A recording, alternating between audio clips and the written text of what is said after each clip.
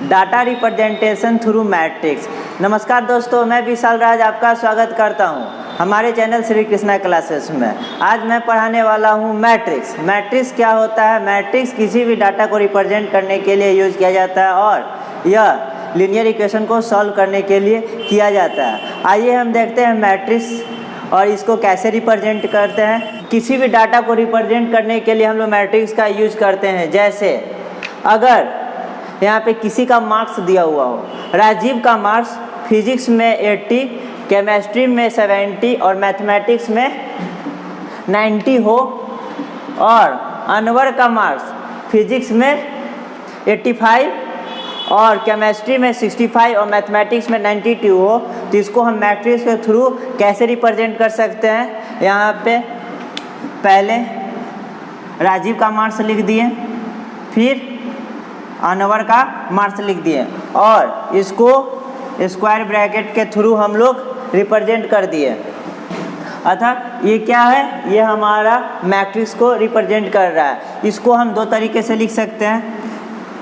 एक तो हम यहाँ पे दो तरीके से ब्रैकेट दे सकते हैं, एक स्क्वायर ब्रैकेट और एक यहाँ पे स्मॉल ब्रैकेट। चलिए अब आगे देखते हैं। मैट्रिक्स में ये जो लाइन कहला रहा है, ये जो हॉरिजॉन्टल, इसको हम लोग रो कहते हैं। मतलब हॉरिजॉन्टल, ये जो हॉरिजॉन्टल कहला रहा है ये क्या कहलाता है? ये हमारा रो कहलाता है। और जो वर्टिकल कहलाता है, वर्टिकल लाइन में जो रहता है उसको हम लोग कहते हैं कॉलम। कहने का मतलब है इसमें कितने रो हैं? 1 2, मतलब इसमें कितने रो हैं? 2। और कितने कॉलम है? 1 2 3, मतलब 3 कॉलम। यहाँ पे हम लोग देख सकते हैं किसी भी मैट्रिक्स को रिप्रेजेंट करने के लिए हम उसको m इंटू n के फॉर्म में लिख सकते हैं। ये जो हमारा m है वो रो को रिप्रेजेंट करता है और जो हमारा n है वो कॉलम को रिप्रेजेंट करता है। मतलब जो वर्टिकल, जो हॉरिजॉन्टल में है वो क्या कहलाया? रो, और जो वर्टिकल में है वो क्या कहलाया? हमारा कॉलम। जैसे कितना हॉरिजॉन्टल लाइन है? 1 2, इसलिए 2 यहाँ लिख दिए। और बाई कॉलम कितना है? 1 2 3, मतलब 2/3 का मैट्रिक्स है ये। आइए इसमें हम पहले कुछ टर्म को क्लियर कर दें। यहाँ पे कोई मैट्रिक्स है, ठीक है, कितने ऑर्डर का? 3 रो, 1 2 3, 3 रो और कितने कॉलम? 1 2 3 कॉलम का, 3 रो और 3 कॉलम का ये हमारा मैट्रिक्स है। इसमें यहाँ पे एक चीज़ आता है AIJ। ये जो IJ है ये पोजीशन बताता है मैट्रिक्स में एलिमेंट का। ये जो IJ है वो पोजीशन बताता है किसका? एलिमेंट का। ये जो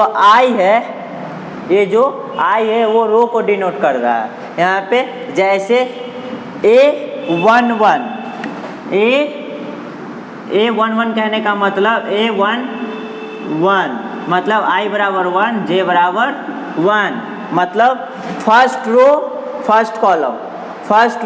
फर्स्ट कॉलम।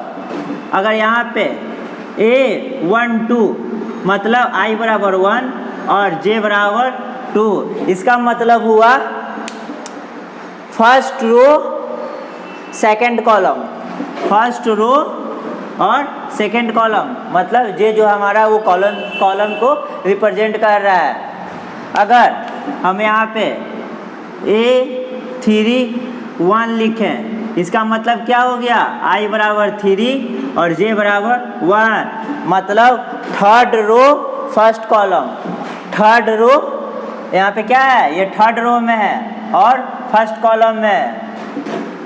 अगर A32 बराबर लिखें, मतलब I बराबर 3 और J बराबर 2, ये हमारा किस चीज़ को रिप्रेजेंट कर रहा है? तो थर्ड रो सेकंड कॉलम। इसी तरह हम आगे भी लिख सकते हैं A33 मतलब थर्ड रो थर्ड कॉलम। अब इसमें आइए हम बता देते हैं स्क्वायर मैट्रिक्स।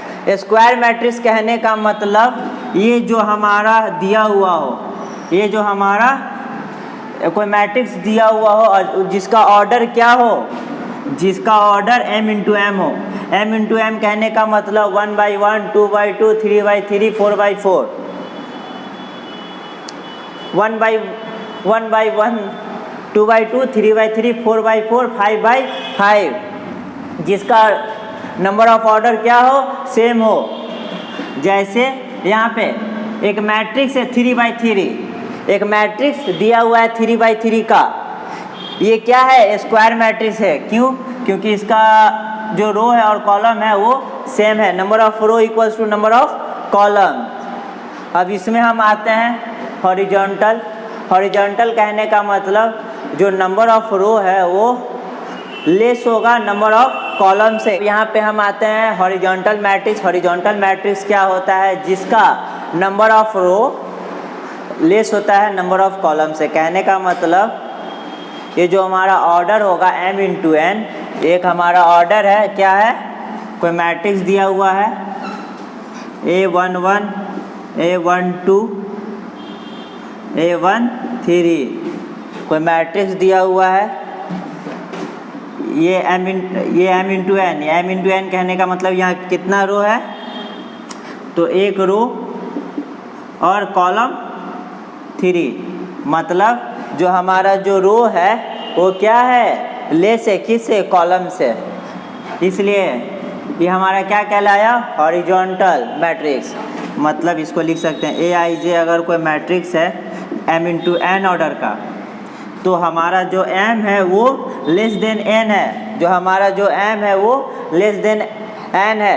कह सकते हैं कि ये जो हमारा मैट्रिक्स होगा वो क्या कहलाएगा, हॉरिजॉन्टल मैट्रिक्स। इसी तरह हम वर्टिकल मैट्रिक्स में आते हैं। वर्टिकल मैट्रिक्स कहने का मतलब अगर कोई मैट्रिक्स दिया हुआ हो, अगर कोई मैट्रिक्स दिया हुआ हो, जैसे A11, A12, A21 और A31, ये हमारा इस कोई मैट्रिक्स दिया हुआ है जिसमें नंबर ऑफ रो ग्रेटर हो नंबर ऑफ कॉलम से। कहने का मतलब कितना रो है, एक रो, 2 रो, 3 रो, मतलब 3 रो और कॉलम कितना है, हमारा एक कॉलम है। यहाँ पे देख सकते हो जो m है वो क्या है, ग्रेटर देन n है, मतलब m कितना हुआ 3 और n कितना हुआ 1। ये जो रिप्रेजेंट कर रहा है, ये क्या रिप्रेजेंट कर रहा है, वर्टिकल मैट्रिक्स को। हम यहाँ पे लिख सकते हैं, हम यहाँ पर लिख सकते हैं Aij m इंटू एन,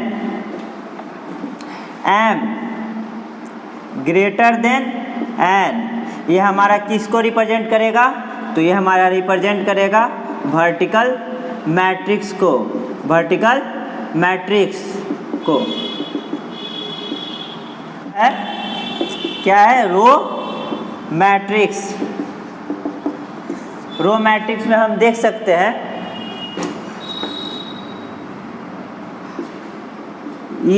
ये कोई मैट्रिक्स दिया हुआ है, जैसे 1 2 3, 1 2 3 कोई मैट्रिक्स दिया हुआ है। इसमें आप देख सकते हो ये जो मैट्रिक्स कहलाया, ये क्या कहलाया, रो मैट्रिक्स। ये जो मैट्रिक्स कहलाया ये क्या कहलाया, रो मैट्रिक्स। जैसे कोई कॉलम मैट्रिक्स आपको देखना है, कॉलम मैट्रिक्स, ये जो हमारा मैट्रिक्स कहलाया ये क्या कहलाया, कॉलम मैट्रिक्स। ये जो हमारा मैट्रिक्स कहलाया क्या कहलाया, कॉलम मैट्रिक्स। जीरो मैट्रिक्स में इसको जीरो मैट्रिक्स बोलो या नल मैट्रिक्स बोलो, दोनों सेम है। जीरो मैट्रिक्स या नल मैट्रिक्स, जीरो मैट्रिक्स या नल मैट्रिक्स, ये दोनों क्या है, सेम है। मतलब इसका प्रत्येक एलिमेंट क्या होगा, जीरो। जीरो मैट्रिक्स जो होता है उसका प्रत्येक एलिमेंट क्या होता है, जीरो। मतलब Aij m into n order, इसका क्या होगा, जीरो।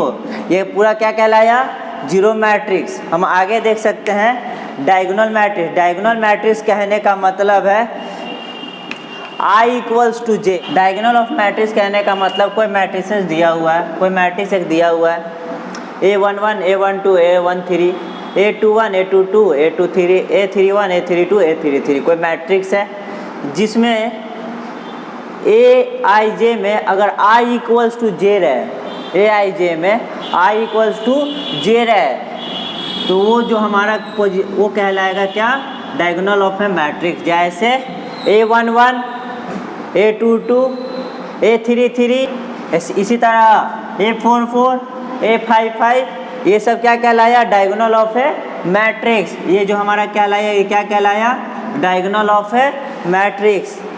अब आइए हम आगे देखते हैं डायगोनल मैट्रिक्स क्या होता है। डायगोनल मैट्रिक्स कहने का मतलब ए आई जे जीरो हो जब आई नॉट इक्वल्स टू जे हो। कहने का मतलब कोई मैट्रिक्स है, यहाँ पे हम देख सकते हैं ए आई जे क्या हो, जीरो हो जब आई नॉट इक्वल्स टू जे हो।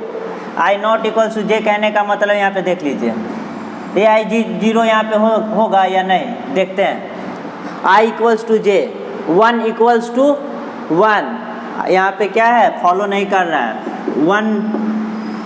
1 के बराबर नहीं है, गलत, तो यहाँ पे जीरो नहीं होगा। यहाँ पे हम कोई और वैल्यू डाल सकते हैं, अपने मन से कोई वैल्यू रख दीजिए। अगर ए आई जे इक्वल्स टू जीरो हो, आई नॉट इक्वल्स टू जे, जैसे A12 कहने का मतलब यहाँ पे जो 1 है वो 2 के इक्वल नहीं है, जो 1 है वो 2 के इक्वल नहीं है, सही बात है।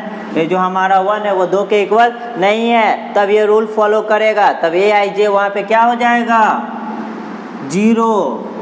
इसी तरह यहाँ पे ये भी होगा, 1 3 के इक्वल नहीं है, तो ए आई जे क्या कहलाएगा, जीरो।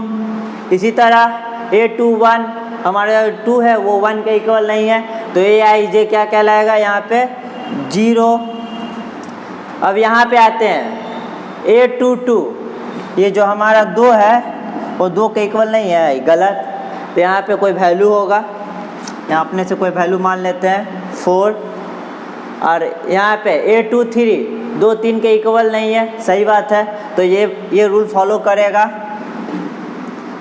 जीरो। इसी तरह यहाँ पे भी जीरो होगा, यहाँ पे भी जीरो होगा, और यहाँ पे कोई वैल्यू मान लीजिए 3। अब देख सकते हैं सिर्फ जो डायगोनल है उसमें वैल्यू है, और पूरे पोजीशन पे जो है एलिमेंट क्या है, जीरो। जो पूरे पोजीशन यहाँ देख रहे हैं वो पूरा एलिमेंट क्या है, जीरो। डायगोनल मैट्रिक्स में सिर्फ डायगोनल का वैल्यू रहता है और बाकी पोजीशन का जीरो। अब आते हैं, हम देखते हैं यूनिट मैट्रिक्स। यूनिट मैट्रिक्स क्या होता है, यूनिट मैट्रिक्स को हम आइडेंटिटी मैट्रिक्स भी कहते हैं। यूनिट मैट्रिक्स को हम आइडेंटिटी मैट्रिक्स भी कहते हैं। इसको हम लिख सकते हैं यूनिट मैट्रिक्स, और इसको हम आइडेंटिटी मैट्रिक्स भी कहते हैं, आइडेंटिटी मैट्रिक्स। इसको हम इस तरह से रिप्रेजेंट करते हैं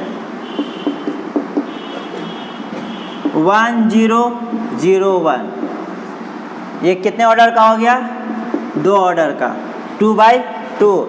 जो आइडेंटिटी मैट्रिक्स होता है वो हमेशा स्क्वायर मैट्रिक्स होता है, मतलब जो हमारा आइडेंटिटी मैट्रिक्स होगा वो हमेशा स्क्वायर मैट्रिक्स होगा, जिसका ऑर्डर क्या होगा, सेम होगा। जो हमारा m/n जो होता है वो क्या होगा, हमेशा सेम होगा।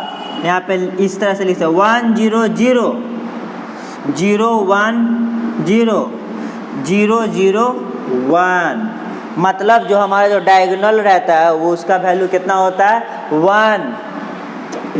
जो हमारा जो डायगोनल होता है उसका वैल्यू क्या होता है, 1। अब हम आते हैं ट्रायंगुलर मैट्रिक्स में। ट्रायंगुलर मैट्रिक्स क्या होता है, ट्रायंगुलर मैट्रिक्स जो होता है वो 2 टाइप्स का होता है, लोअर ट्रायंगुलर मैट्रिक्स और अपर ट्रायंगुलर मैट्रिक्स। अब हम यहाँ पे आते हैं ट्रायंगुलर मैट्रिक्स देखते हैं। ट्रायंगुलर मैट्रिक्स जो होता है वो 2 टाइप्स का होता है, लोअर ट्रायंगुलर मैट्रिक्स और अपर ट्रायंगुलर मैट्रिक्स। जो लोअर ट्रायंगुलर मैट्रिक्स होता है उसमें जो ए आई जे जीरो होगा, अगर आई लेस देन जे हो, आई लेस देन जे हो। हमारा आई लेस देन जे कहाँ कहाँ है, 1 लेस देन 2 यहाँ पे है, 1 less than 3, 1 less than 2, 1 less than 3 और 2 लेस देन 3। बाकी सब जगह या तो इक्वल है या तो ग्रेटर है, वहाँ पे हमारा जो ए आई जे क्या होगा, 0 होगा। वहाँ पे हमारा जो ए आई जे है वो क्या होगा, 0 होगा। और ये क्या फॉर्म करता है, एक ट्रायंगल। ये क्या फॉर्म करता है, एक ट्रायंगल। इसलिए ये जो मैट्रिक्स होगा ये लोअर ट्रायंगुलर मैट्रिक्स होगा। अपर ट्रायंगुलर मैट्रिक्स में ए आई जे 0 होगा इफ आई ग्रेटर देन जे हो, आई ग्रेटर देन जे हो। आई ग्रेटर देन जे कहाँ है, यहाँ पे 2 1 पे A21, यहाँ पे क्या है 2 greater than 1, 3 greater than 1, 3 greater than 2, A31 A32 पे जो I है वो J से ग्रेटर है, इसलिए यहाँ पे जो वैल्यू होगा वो क्या होगा, 0। यहाँ पे जो वैल्यू होगा इस पोजीशन पे क्या होगा, 0। और यहाँ पे एक ट्रायंगल फॉर्म होगा। इसी मैट्रिक्स को हम क्या कहते हैं, अपर ट्रायंगुलर मैट्रिक्स। उम्मीद है दोस्तों आज का ये वीडियो आपको पसंद आया होगा। इससे जो भी रिलेटेड प्रॉब्लम है वो कमेंट बॉक्स में ज़रूर पोस्ट कर दें, और इससे आगे का वीडियो में हम इससे रिलेटेड टॉपिक और इससे रिलेटेड प्रॉब्लम को डिस्कस करेंगे। तब तक के लिए धन्यवाद, और इस वीडियो को लाइक शेयर एंड सब्सक्राइब जरूर।